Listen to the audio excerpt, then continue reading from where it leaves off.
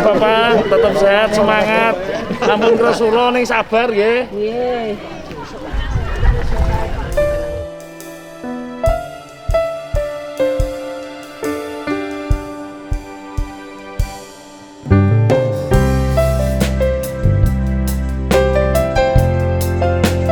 Kita ini sedang prihatin bersama, lagi ninjau lokasi Desa Dorang yang sedang dilanda banjir ini.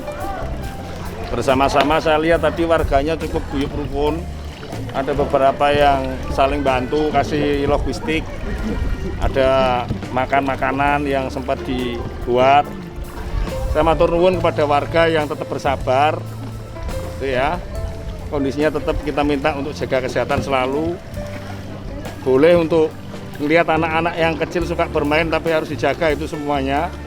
Saya pesan kepada Bapak Ibu semuanya yang ada di Desa Dorang khususnya ini untuk tetap menjaga anak-anaknya agar supaya mainannya ini tidak kemudian sesukanya sehingga justru membahayakan begitu.